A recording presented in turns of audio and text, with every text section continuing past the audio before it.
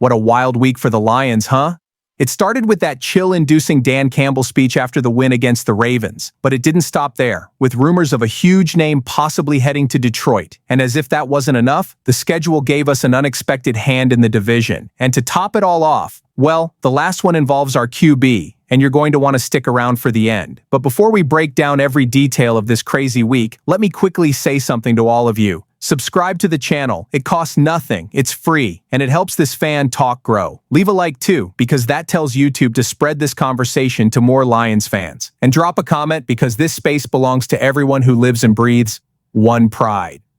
I still get choked up just remembering that locker room after the win over the Ravens. Man, Dan Campbell is different. The guy doesn't just talk, he breathes fire. We saw once again just how much this team believes in what he preaches. After a 38-30 win against one of the most respected teams in the AFC, that locker room was a pressure cooker. And look, I've seen a lot of coaches with this Lions team, but Campbell's energy, man, there's nothing like it. And it wasn't just about the win itself, it was the context. You remember, right? That whole ESPN panel full of people saying the Ravens were going to roll right over us. Well, they were all wrong. Jared Goff played a clean game, no turnovers. Gibbs and Montgomery ran like tractors through their defense, and our defensive line held their ground in the most tense moments. I nearly jumped off the couch when the pass rush got that fourth quarter stop. It was unbelievable, truly unbelievable. Then comes the post-game. Campbell walks into the locker room and starts talking in a way that mixes pride and defiance. It's not a prepared speech, not a cliche from a playbook.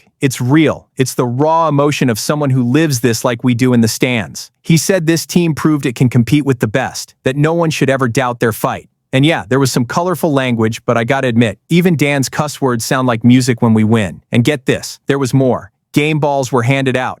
Montgomery, who ran like he had a motor in his legs, got his, and so did Al-Quadin Muhammad, with 2.5 sacks and 4 tackles. The dude was a beast that night.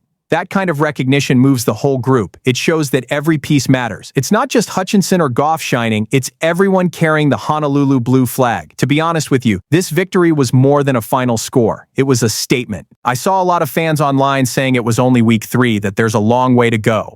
I agree, there is.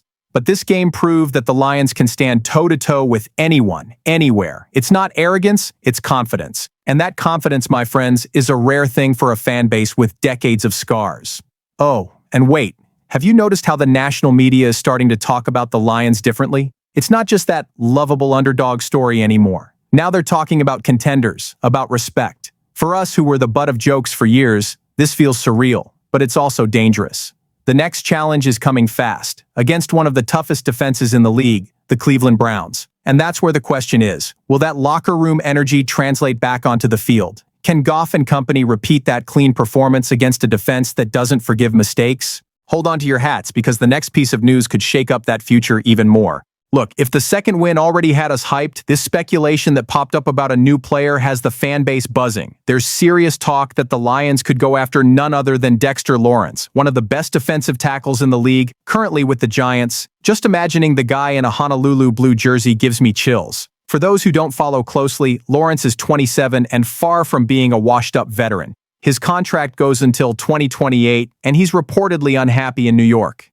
It's the classic story. A team that can't get it together, loses to the Chiefs, loses morale, and their top players start thinking about leaving. Well, it looks like Lawrence is at that point, and the Giants are already considering a rebuild, getting younger, looking to the future. The proposal floating around is bold. The Lions would send a 2026 first-round pick and receive Lawrence along with a 6th-round pick in 2027. I know a first-round pick is a big deal, but let's be honest, if this team keeps playing at this level, that pick will be pretty late in the draft. Is it worth the risk? I think so. Because let's face it, besides Hutchinson, our defensive line hasn't been delivering what's expected. DJ Reader doesn't have the same explosive power anymore, age is catching up, and Tyleik Williams is just a rookie, still raw. With Lawrence, everything changes. We'd have a respectable pass rush, someone who can really shut down the middle and give our edge rushers the freedom to shine. Imagine Hutchinson playing with fewer double teams because the opponent has to worry about Lawrence. It's the kind of move that not only improves the now, but sets up the defense for the future. Now, to be real with you, I get both sides. There are people who don't want to give up a first-round pick because the draft always brings hope.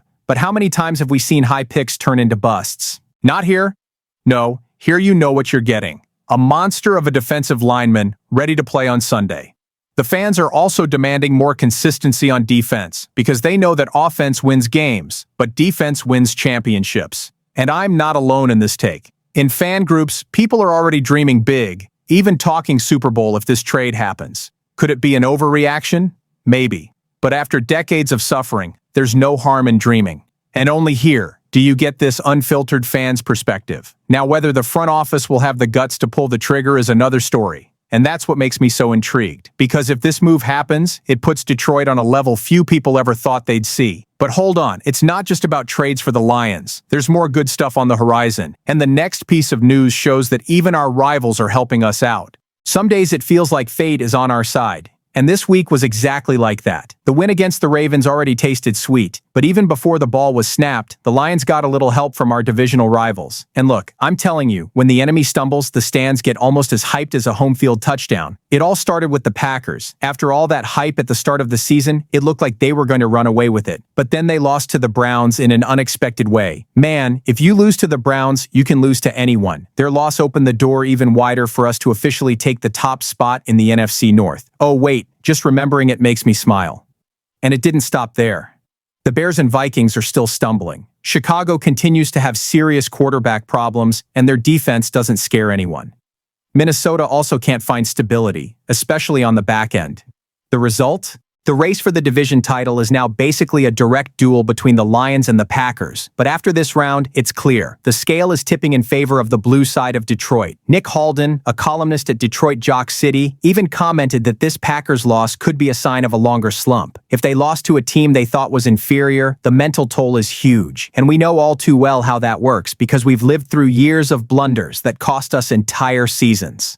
Now, the ones getting the last laugh are Detroit. To be honest with you, this is more than luck. It's the consequence of a team that not only wins big games but also takes advantage of its rivals' mistakes. When you dominate the division, confidence grows. And look, being king of the NFC North for the second consecutive season is more than just a symbolic title. It's proof that this team has become the standard. Fans online also talked a lot about this. They're tired of seeing the Lions as supporting characters. Now they want permanent respect. And there's more. The national media is starting to give in.